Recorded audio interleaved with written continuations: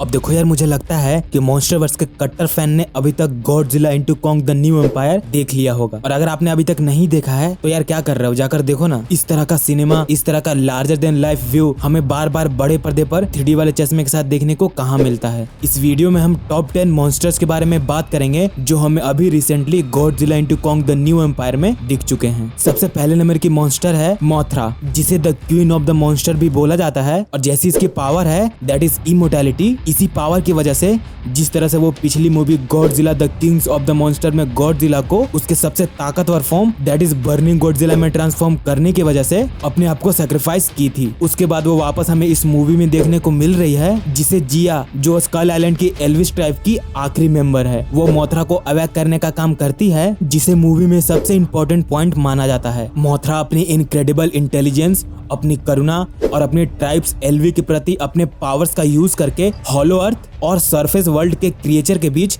एक balance maintain करती है। फिल्म में वो गॉडजिला और कॉन्ग को आपस में एक करती है ताकि वो दोनों टाइटन्स एक साथ मिलकर उस खुखार स्कार किंग और सीमू को हरा पाएं। अगले नंबर का टाइटन है the big water snake Titan, जो हमें तब दिखता है जब कॉन्ग और बेबी कॉन्ग तालाब में पानी पी रहे होते हैं। ये बिग वाटर सर्पेंट मोस्टली पानी के अंदर रहता है, जिसमें वो बहुत ज्यादा ताकतवर होता है, जिसकी वजह से उसे पानी में हराना बहुत मुश्किल है। इसका ब्लू कलर जिस पर येलो स्ट्राइप होते हैं, ऐसी एक लंबी सांप जैसे दिखने वाला बॉडी है, और पानी के अंदर ये जिस तरह से छिपकर रहता है, जिससे पानी के सामने आने वाला कोई भी पर्सन उसकी प्रेजेंस को भाप नहीं सकता। वो इस तरह से पेशेंटली और स्मूथली अपने शिकार का वेट करता है। ये क्रिएचर लेविथन टाइटन को रिजेंबल करता है, यानी ऐसे टाइटन जो पानी के अंदर शिकार करते हैं और जो पानी के अंदर बहुत ज्यादा ताकतवर होते हैं। पर हमारा कॉन्ग अपनी कुल्हाड़ी की मदद से उसे छोटे छोटे पीस में काट देता है, जिसके बाद वो उसे खाने के लिए as a lunch food use करता है, और वो बेबी कॉन्ग के साथ उस खाने को शेयर भी करता है। अगले नंबर का टाइटन है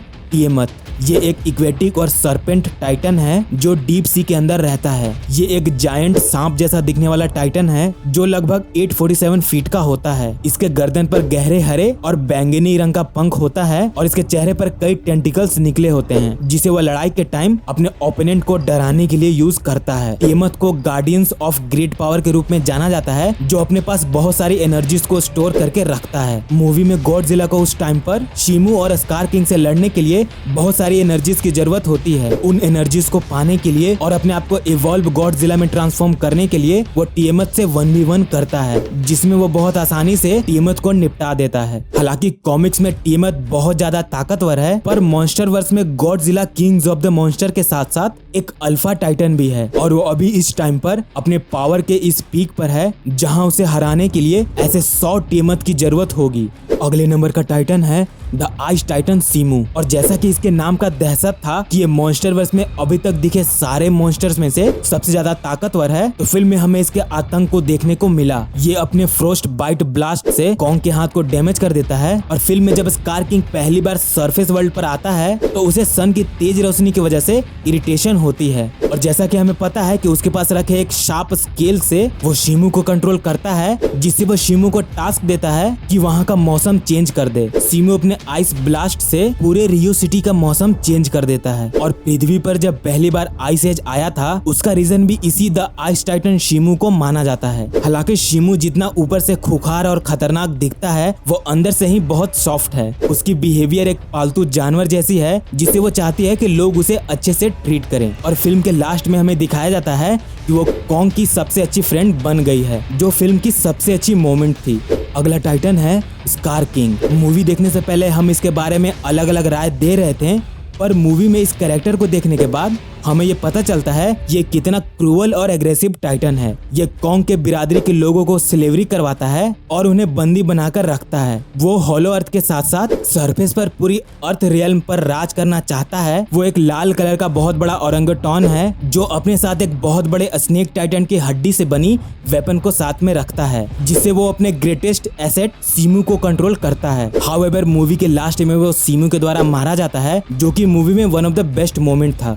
अगला टाइटन है शेला, जो हमें मूवी के स्टार्टिंग में गॉडजिला से लड़ते हुए दिखता है, जो एक बहुत बड़े क्रैब और स्पाइडर के मिक्सचर से बना है। इसके 6 बहुत बड़े पैर हैं जिससे वो ह्यूमंस के ऊपर डिस्ट्रक्शन और अपने सामने वाले पर अटैक करने का काम करती है। ये हमें सबसे पहले Godzilla the Kings of the monster में दिख चुकी है, जहाँ जब गॉडजिला किंग गिडोरा को हराने के बाद किंग्स ऑफ द मॉन्स्टर बनता है, तब शेला ने गॉडजिला को अल्फा टाइटन मान लिया था। पर इस फिल्म में फिर से वो गॉडजिला से फाइट लेती है, पर वो गॉडजिला के सामने ज्यादा टाइम तक टिक नहीं पाती। वो उसे अपनी एटॉमिक ब्रेथ की मदद से आसानी से हरा देता है और हमें बताता है कि क्यों उसे हम किंग्स ऑफ द मॉन्स्टर बोलते हैं। अगला टाइटन है जिसे हमने फिल्म के स्टार्टिंग में कॉन्ग के साथ फाइट करते हुए देखा था, वो है डेथ जैकाल। ये जैकाल्स और डायनासोर के मिक्सचर जैसा लगता है, जो बहुत ज्यादा एग्रेसिव और खुंखार टाइटन्स हैं। ये अपने शिकार पर झुंड में हमला करते हैं, जिसके वजह से ये किसी भी टाइटन को मार गिराने का पावर रखते हैं। इसके शार्प नेल,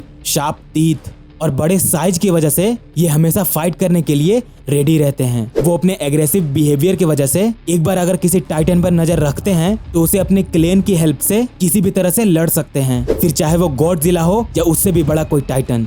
फिल्म में हमें दिखता है कि कॉन्ग, जिसे लड़ाई करने का इतना ज्यादा एक्सपीरियंस है, जो स्कल क्रॉवल, मेका गॉडजिला और गॉडजिला जैसे टाइटन को हरा चुका है, वो भी इन डेथ जैकाल से फाइट करने के लिए अवॉइड करता है, जिससे हमें डेथ जैकाल के आतंक का पता चलता है। अगले 2 टाइटन्स हैं पिंक गॉडजिला, जिसे इवॉल्व गॉडजिला भी बोला जाता है, और Kong with his beast glove. अब देखो, हमें गॉडजिला अपनी पिछली सारी मूवीज में बहुत ज्यादा ओवरपावर्ड दिखा है, पर इस फिल्म में टीएमएथ को मारने के बाद जब गॉडजिला पिंक गॉडजिला में ट्रांसफॉर्म होता है, तो वो लिटरली किसी गॉड टाइटन से कम नहीं लगता। वो इतना ज्यादा पावरफुल हो जाता है जिससे वो अपने डबल साइज वाले सीमू को ओवरपावर्ड कर पाता है, और अपने इस खतरनाक फाइटिंग स्किल की वजह से वो सारे टाइटन के बीच अपने दबदबे को मेंटेन रखता है और सबको बताता है कि सारे मॉन्स्टर का किंग, उनका राजा कौन है। और दूसरी तरफ हमारा कॉन्ग, जो मोनेक के द्वारा बनाए गए बीस्ट यानी बायो इनहेंस ऑटोमेक सिस्मिक थंडर और उनके द्वारा बनाए गए स्पेशल ग्रीन सीरम के वजह से वो करंटली इस मॉन्स्टर वर्स में अपने बेस्ट और ताकतवर वर्जन का कॉन्ग है, जिससे उसे अभी हराना